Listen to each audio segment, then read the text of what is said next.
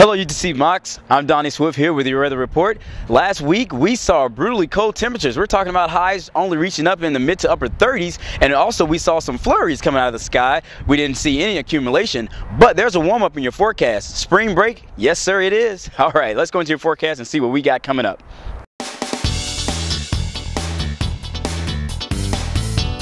Today we're looking at a high of 54 degrees with a low of 30 degrees on the partly cloudy skies. Then for your Friday, we're talking about temperatures are warming just a bit, 57 degrees with a low of 36 degrees under sunny skies. And then the sunshine will continue into your weekend. Saturday, talking about a high of 63 degrees with a low in the 40s. So if you're talking about getting out on Saturday, and it's a nice time to get out, family, go to the park if you can.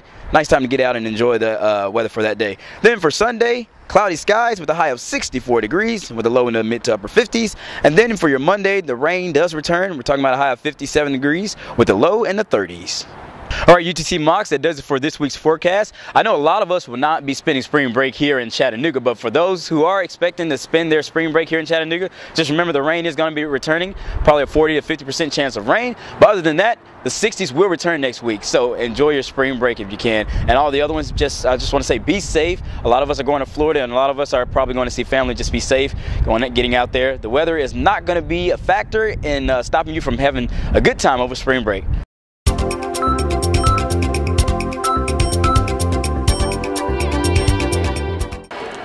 This is Jungels with your University Health Beat.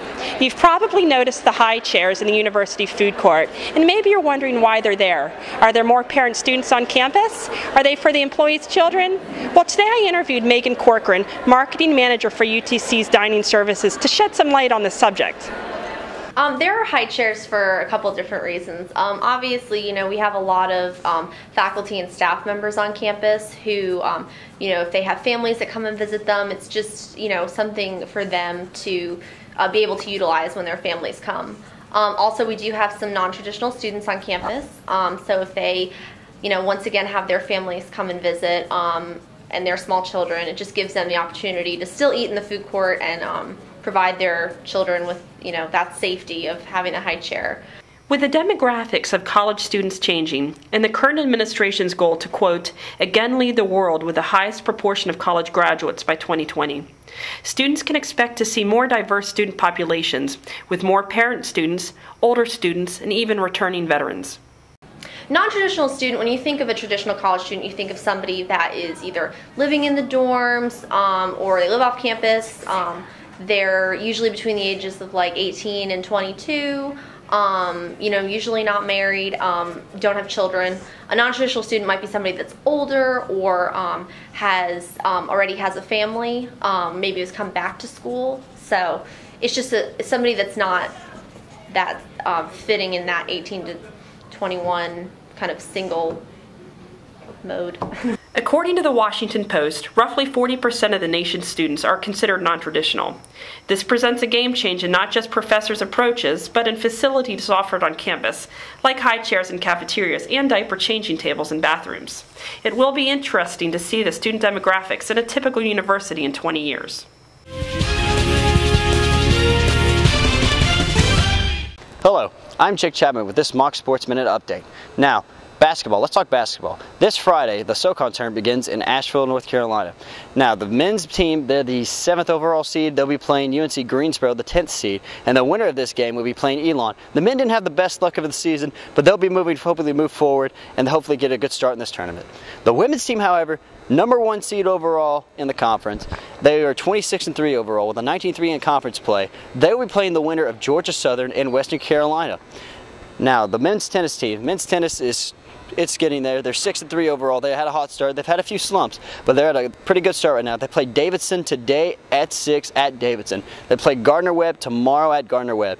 And then the next home stand for the UTC men's tennis team is March 16th against Lee University. The track and field season, they just finished the indoor season, and now they move to the outdoor season, but their first meet isn't until March 23rd at Vanderbilt University. They're a very young team this year, but they also have a lot of experience from last year's team. A lot of sophomores and juniors returning to the team this year. The softball team, there's a team that's not really experienced, but they do have a lot of talent going to the future though. They're 10-9 overall, but they did just win the Mercer Classic at Mercer. They'll be playing in the University of South Florida's Under Armour Classic tournament, and they'll be playing Toledo Friday, March 8th. Make sure they give them my all, and now they know that we on. Don't ever hold your applause for me. Don't ever hold your applause for me. The Perch, UTC's landing station. This is your boy Ron and Jordan, just giving y'all a good, quick sum up of what happened today. First of all, it's con week. Hope these con mates are enjoying themselves. But for Mocs News, we had some great topics. Brittany Griner. Now, she scored 50 points against Kansas State, and she also dunked. So the big question was, does she deserve to be in the NBA, or at least get a shot? I say yes. She deserves a chance to be in the NBA. Just to see what she can do. I mean, of course, I agree that the fact that she won't be able to keep up, she is a young lady. But still, let's just give her a chance. I know Jordan finna disagree with me. This dude is crazy. This dude is out of his mind. Brittany Griner has no shot. The fact that her dunking is news tells you she has no shot. She did a dunk. Players do that in the NBA every day, every game, and it's regular stuff. Man, it's no way, man. 50 points, she averaged 5 a game in the NBA, and that's giving her way too much credit. I'm not being sexist. I'm just gonna say this one time. She is a woman, but she is 6'8", 207-pound woman. So her dunking is extraordinary. It was great. Give her a shot. Give her a shot. Extraordinary for a woman. Shaking for my a head. woman's basketball player. Shaking my head, tears to my eyes. What does Jordan say? Also, we had spring break. Mostly we just want to say be safe, have some fun, not too much fun, not too much liquor, not too many drugs, you know, none of that meth, none of that crazy stuff.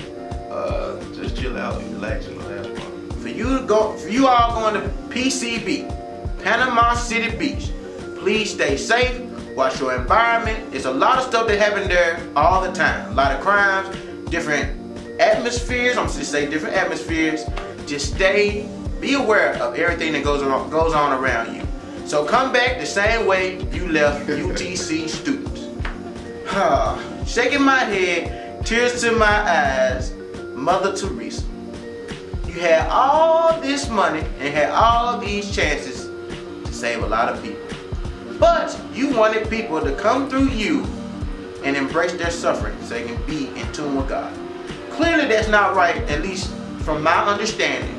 So I guess we need to call you a false prophet. Yeah, same, you know, you're trying to get people to come through you, and you tried to get people to come through you and all these different things. Instead of taking people to the hospital, you left them out in these primitive conditions so you and the Catholic Church and God could get credit for taking care of these people. Take them to the hospital. They have better things, better tools than you had, but yet you were willing to let them die because you wanted to use primitive techniques. Crazy. These people died under your supervision. You want to say it together this time?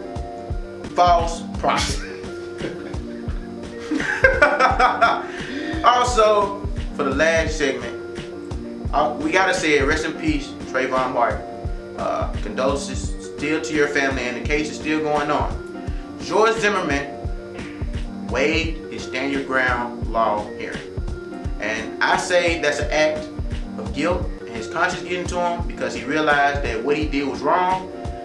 That's just for me. That's my opinion.